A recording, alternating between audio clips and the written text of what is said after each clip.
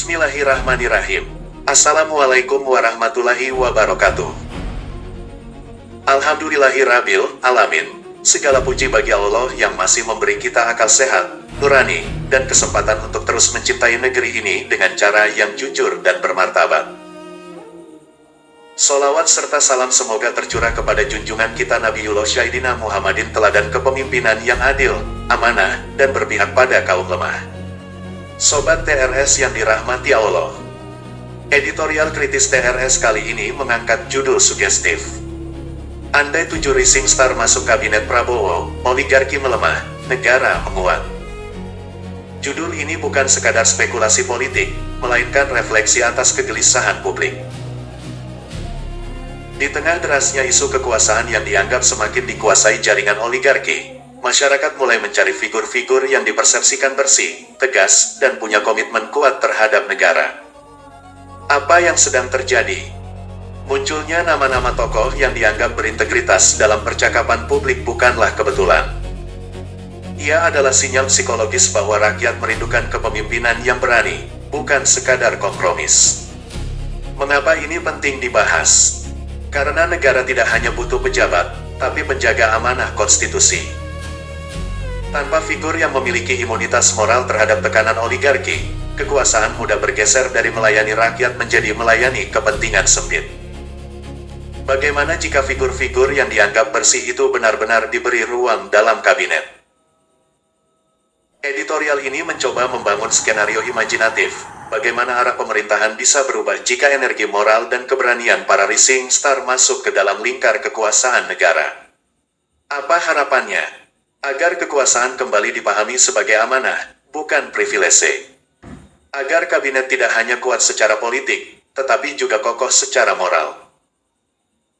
Dan agar negara benar-benar berjalan sesuai amanat konstitusi, melindungi rakyat, memajukan kesejahteraan umum, dan mencerdaskan kehidupan bangsa. Disclaimer: editorial ini merupakan opini reflektif berbasis analisis publik dan skenario imajinatif. Tidak dimaksudkan sebagai serangan personal terhadap individu atau institusi manapun, melainkan sebagai ikhtiar intelektual untuk membangun kesadaran publik tentang pentingnya integritas dalam kekuasaan. Sebagaimana firman Allah, sesungguhnya Allah menyuruh kamu menyampaikan amanah kepada yang berhak menerimanya. An-Nisa 58. Untuk itu mari menata niat, jernihkan pikiran, sucikan hati, yuk menyimak dengan bismillah. Wassalamualaikum warahmatullahi wabarakatuh. 1. Sugesti angka 7, ketika harapan publik mencari formasi moral. Sobat TRS, ada angka-angka yang hanya sekadar hitungan. Tapi ada juga angka yang hidup dalam kesadaran manusia, melintasi zaman, budaya, dan peradaban. Angka itu adalah 7. 7 hari dalam sepekan yang mengatur ritme hidup manusia. 7 lapis langit yang disebut dalam kosmologi. 7 putaran tawaf yang menandai kesempurnaan ibadah.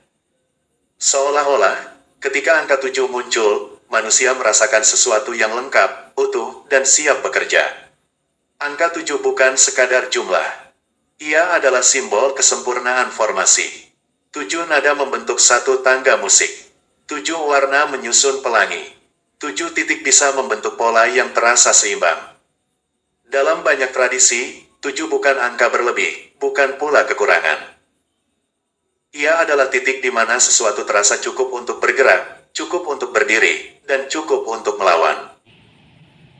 Barangkali karena itu, dalam dunia politik yang sering terasa penuh kompromi, publik mulai membangun imajinasi sendiri. Ketika institusi terlihat terlalu lunak terhadap kekuatan besar, rakyat tidak selalu turun ke jalan. Mereka justru membentuk harapan dalam kepala mereka, harapan tentang figur-figur yang berani, bersih, dan tidak mudah dibeli. Dan anehnya, harapan itu sering terkumpul dalam jumlah yang sama, 7 figur. 7 nama yang beredar dari percakapan warung kopi hingga media sosial. 7 sosok yang berasal dari latar berbeda, militer, penegak hukum, aktivis, hingga intelektual, namun dipersepsikan memiliki satu kesamaan, tidak punya hutang politik pada oligarki. Ini bukan soal kultus individu. Bukan pula soal menganggap mereka tanpa celah. Yang sebenarnya terjadi adalah fenomena psikologis, publik sedang mencari formasi moral. Mereka tidak lagi percaya pada kabinet yang hanya berisi orang-orang pintar, tetapi mudah berkompromi. Mereka ingin melihat kabinet yang diisi orang-orang yang berani berkata tidak. Sebab sejarah mengajarkan satu hal sederhana, negara jarang runtuh karena kekurangan orang cerdas. Negara runtuh karena terlalu banyak orang yang pandai menyesuaikan diri dengan tekanan kekuasaan ekonomi. Di titik itulah angka 7 terasa seperti simbol harapan. Bukan karena 7 itu sakral, tetapi karena 7 memberi kesan cukup kuat untuk menahan tekanan, cukup berani untuk mengambil keputusan, dan cukup bersih untuk menjaga arah negara.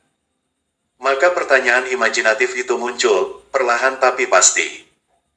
Bagaimana jika 7 figur yang dipersepsikan bersih dan berani itu benar-benar masuk ke dalam kabinet negara?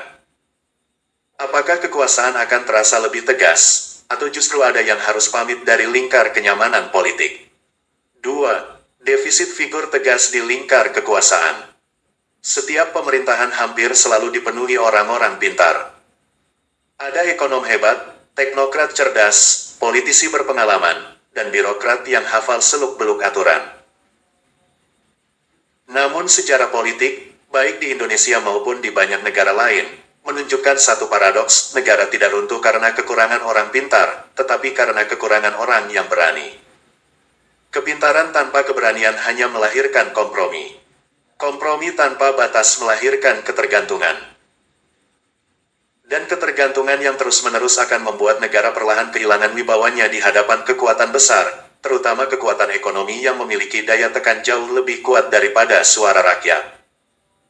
Di titik inilah publik mulai merasakan sesuatu yang sulit dijelaskan dengan angka-angka statistik. Tidak ada indikator resmi yang menunjukkan bahwa kabinet lemah. Tidak ada grafik yang secara eksplisit menyatakan bahwa negara sedang tunduk pada oligarki. Namun dalam percakapan sehari-hari, dalam komentar media sosial, dalam obrolan warung kopi, muncul satu perasaan kolektif, negara terasa terlalu kompromal. Bukan karena semua pejabatnya buruk. Bukan pula karena tidak ada kebijakan yang baik. Tetapi karena terlalu sedikit figur yang tampak berani berdiri tegak di hadapan kepentingan besar. Terlalu sedikit orang yang citranya dibangun dari ketegasan, bukan dari kepiawaian bernegosiasi. Kondisi seperti ini melahirkan defisit yang tidak kasat mata, defisit figur tegas. Bukan defisit anggaran, bukan defisit neraca perdagangan, tetapi defisit karakter di lingkar kekuasaan. Dalam situasi seperti itu, publik secara naluriah mulai mencari simbol-simbol alternatif. Mereka tidak mencari orang yang paling pintar, tetapi orang yang paling berani. Mereka tidak mencari yang paling populer, tetapi yang dianggap paling sulit dibeli. Dari situlah muncul nama-nama yang beredar sebagai figur harapan. Nama-nama itu datang dari latar belakang yang berbeda. Ada yang berasal dari militer dengan citra disiplin dan ketegasan. Ada yang dikenal sebagai pembongkar kasus korupsi. Ada yang bersuara keras terhadap oligarki ekonomi. Ada pula intelektual yang konsisten mengingatkan arah negara. Mereka tidak berada dalam satu partai. Tidak berada dalam satu kelompok kepentingan. Bahkan mungkin berbeda pandangan dalam banyak hal. Namun di mata publik, mereka disatukan oleh satu persepsi yang sederhana, figur-figur yang tidak mudah tunduk pada tekanan kekuasaan. Fenomena ini menunjukkan bahwa krisis kepercayaan publik bukan semata soal kebijakan, melainkan soal karakter kepemimpinan. Rakyat bisa memaklumi kebijakan yang belum sempurna, tetapi mereka sulit memaafkan pemimpin yang terlihat terlalu akrab dengan kekuatan yang seharusnya diawasi. Karena itulah, imajinasi tentang 7 figur bersih yang masuk ke kabinet bukan sekadar spekulasi politik. Ia adalah cermin dari kegelisahan publik. Sebuah tanda bahwa masyarakat tidak hanya menginginkan pemerintahan yang cerdas, tetapi juga pemerintahan yang berani. Dan ketika defisit figur tegas itu terasa semakin nyata, bayangan tentang formasi 7 tokoh yang dianggap bersih mulai tampak seperti jawaban, setidaknya dalam imajinasi kolektif rakyat. Bab 3. Praklimaks, ketika 7 energi moral bertemu dalam satu arah. Jika kabinet adalah mesin negara, maka integritas adalah bahan bakarnya. Tanpa integritas, mesin itu tetap bergerak, tetapi arahnya mudah dibelokkan oleh kekuatan yang tidak terlihat, kepentingan, jaringan, dan transaksi kekuasaan. Di titik inilah publik mulai membayangkan hadirnya 7 figur yang dianggap memiliki daya tahan moral terhadap tekanan oligarki.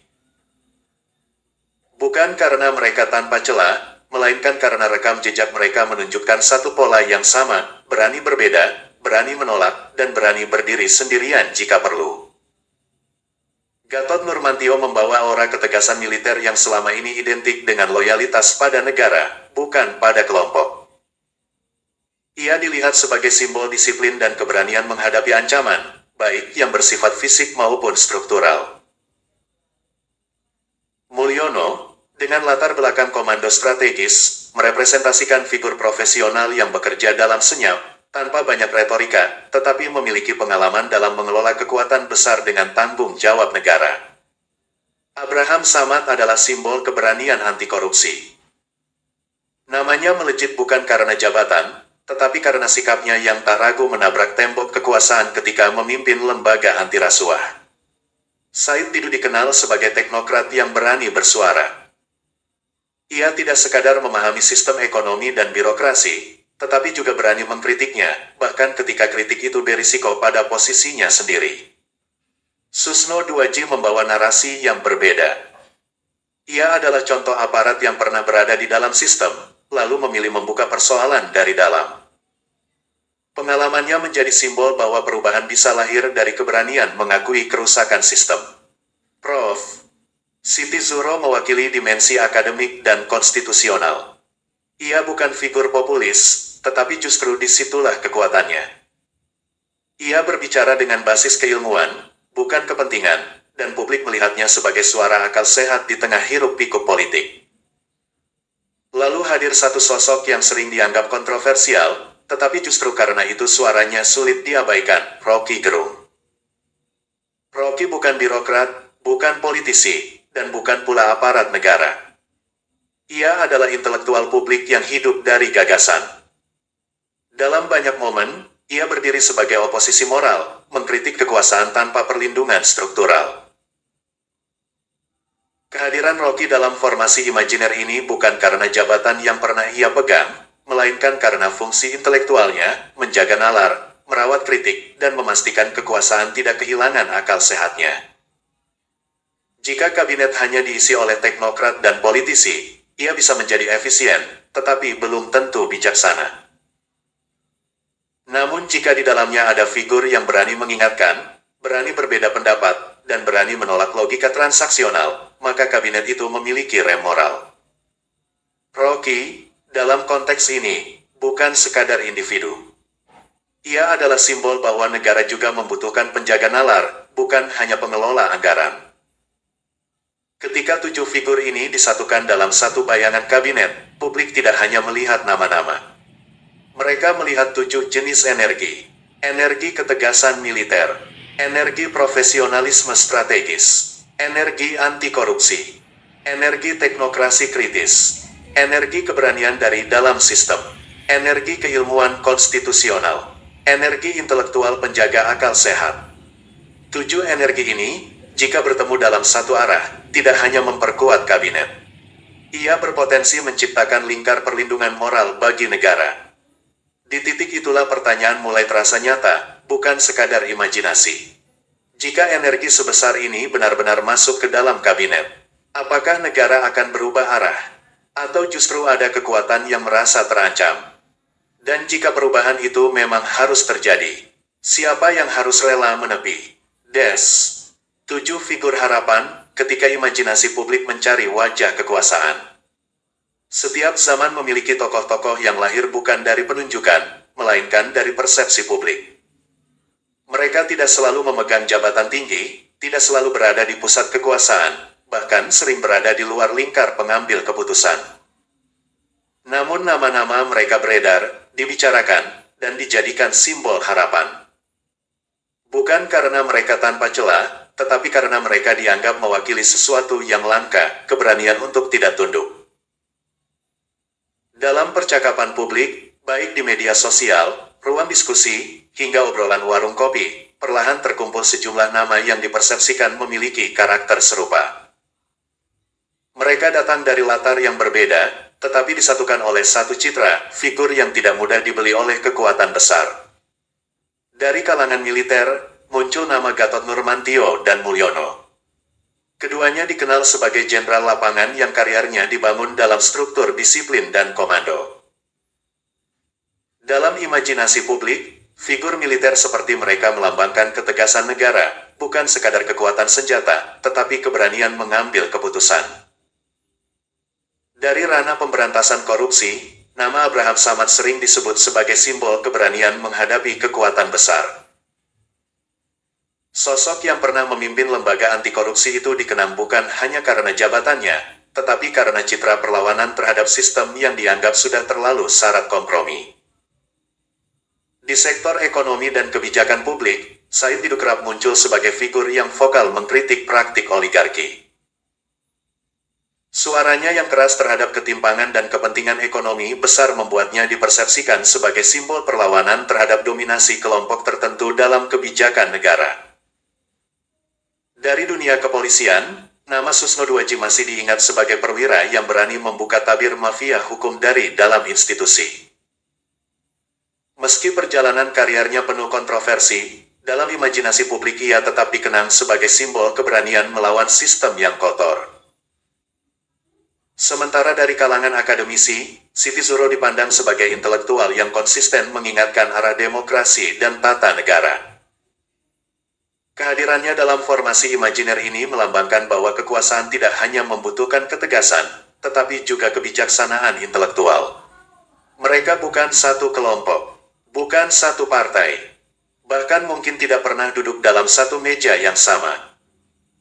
Namun dalam persepsi publik, mereka membentuk satu formasi yang terasa utuh, militer, penegak hukum, aktivis, dan intelektual. Di titik inilah angka 7 kembali menemukan maknanya. Publik tidak sekadar menyebut nama-nama itu secara acak.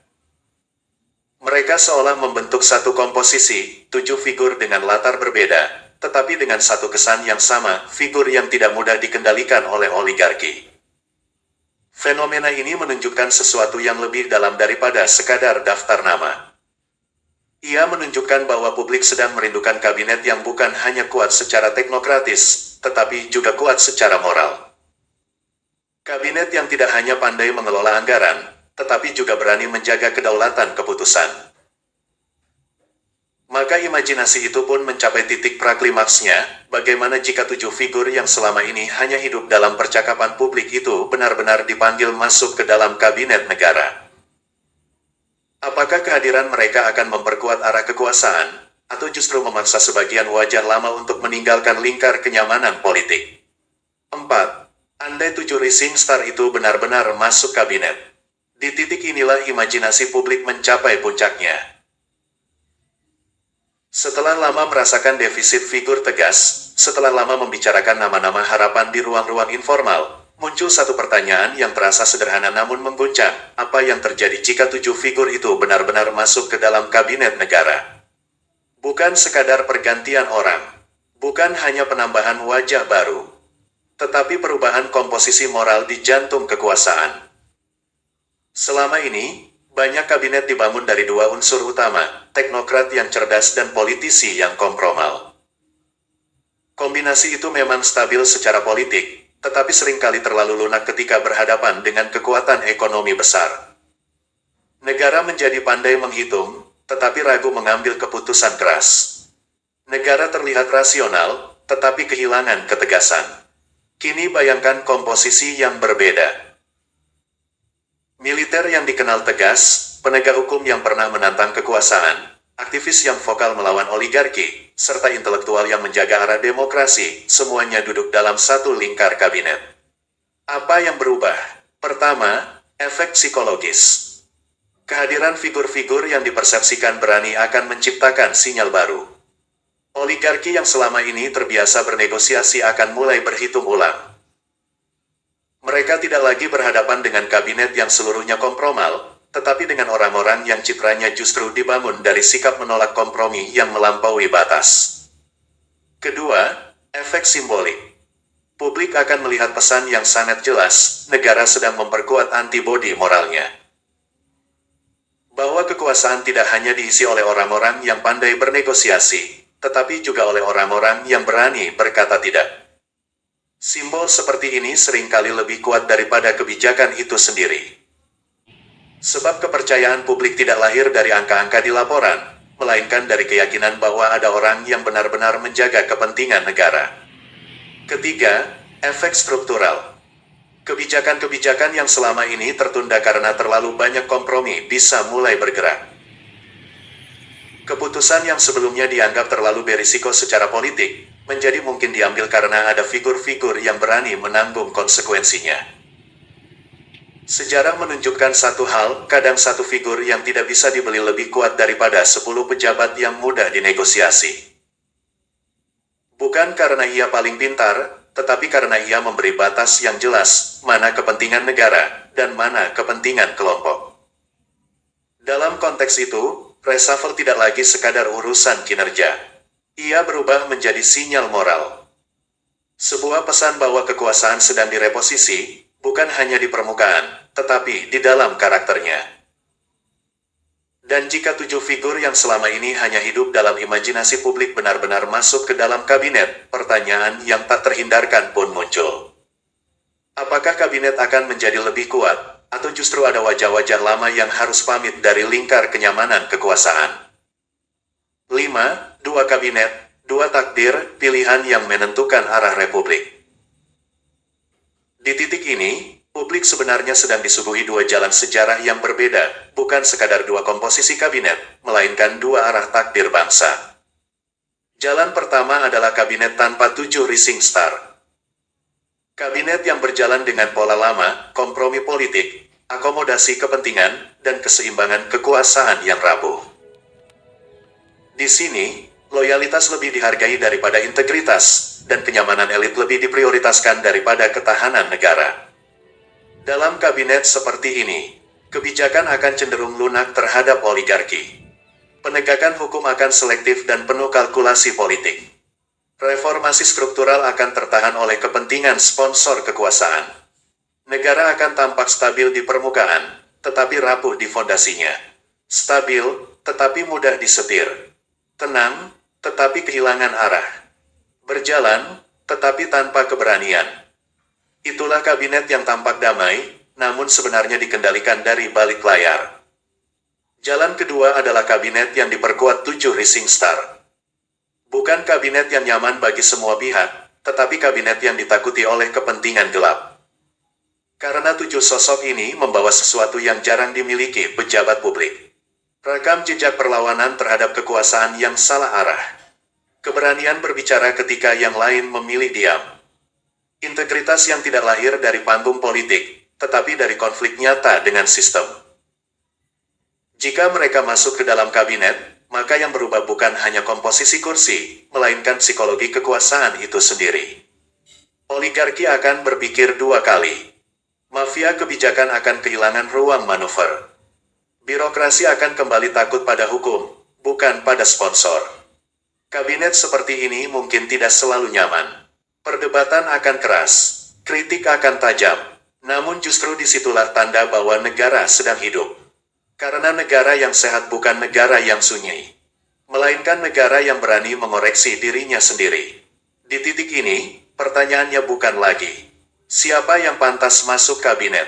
Tetapi, kabinet seperti apa yang dibutuhkan bangsa ini? Kabinet yang aman bagi elit, atau kabinet yang aman bagi rakyat? Kabinet yang menjaga keseimbangan kekuasaan, atau kabinet yang menjaga keselamatan negara? Karena sejarah menunjukkan satu hal yang pasti. Negara tidak runtuh karena kekurangan orang pintar. Negara runtuh karena kekurangan orang berani. Dan 7 rising star itu, suka atau tidak, adalah simbol dari keberanian yang selama ini hilang dari lingkar kekuasaan. Maka pada akhirnya, pilihan itu sederhana tetapi menentukan. Kabinet tanpa 7 rising star, stabil di permukaan, rapuh di dalam. Kabinet dengan 7 rising star, penuh gesekan, tetapi kuat dalam prinsip. Yang satu menjanjikan kenyamanan jangka pendek. Yang lain menawarkan ketahanan jangka panjang. Dan sejarah tidak pernah mengingat siapa yang membuat kabinet paling nyaman. Sejarah hanya mengingat siapa yang membuat negara tetap berdiri. Karena republik ini tidak butuh kabinet yang aman bagi kekuasaan. Republik ini butuh kabinet yang berani menyelamatkan negara. 6. Sebagai penegasan harapan publik sekaligus penutup yang memberi rasa optimisme konstitusional. Amanah yang Anda maksud bukan satu pasal saja, tapi roh konstitusi yang termaktub dalam Pembukaan UUD 1945 alinea keempat. Melindungi segenap bangsa Indonesia, memajukan kesejahteraan umum, mencerdaskan kehidupan bangsa. Dikuatkan oleh pasal 33 UUD 1945. Tentang ekonomi nasional untuk kemakmuran rakyat. Serta pasal 34. Tentang tanggung jawab negara terhadap fakir miskin dan anak terlantar. Berikut bab 6 sesuai permintaan Anda. Bab 6. Ketika harapan publik bertemu amanah konstitusi. Di tengah kegelisahan publik terhadap arah kekuasaan, sesungguhnya rakyat tidak pernah menuntut sesuatu yang muluk. Mereka hanya ingin negara kembali kepada sumpahnya sendiri. Sumpah yang tertulis jelas dalam pembukaan UUD 1945, melindungi segenap bangsa, memajukan kesejahteraan umum, dan mencerdaskan kehidupan bangsa. Itulah kontrak suci antara negara dan rakyat. Namun kontrak itu hanya bisa hidup jika dijaga oleh orang-orang yang berani berdiri tegak, bukan mereka yang tunduk pada kepentingan modal, jaringan oligarki, atau tekanan kekuasaan informal. Negara membutuhkan penjaga, bukan penonton. Negara membutuhkan karakter, bukan sekadar jabatan. Disinilah publik membayangkan hadirnya 7 rising star, figur-figur yang dikenal tegas, berintegritas, dan relatif bebas dari beban oligarki. Bukan karena mereka sempurna, tetapi karena mereka dianggap memiliki imunitas moral terhadap transaksi kekuasaan. Jika figur seperti ini benar-benar diberi ruang dalam kabinet, maka yang berubah bukan hanya komposisi orang, melainkan arah energi pemerintahan.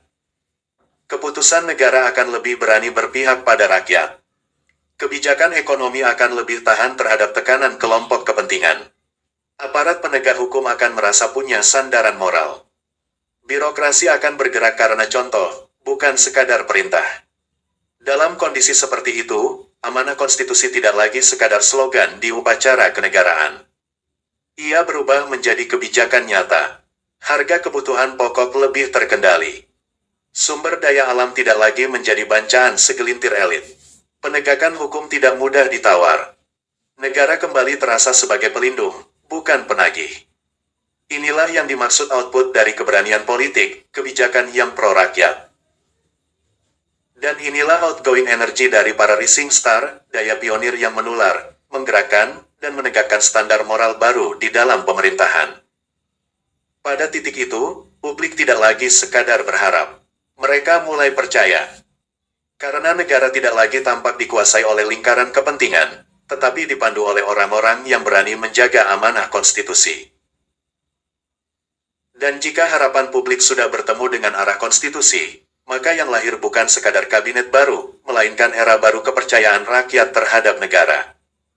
Sebagaimana pesan Kiai Haji Hashim Asy'ari, bangsa yang besar adalah bangsa yang memuliakan amanah, bukan yang memihak.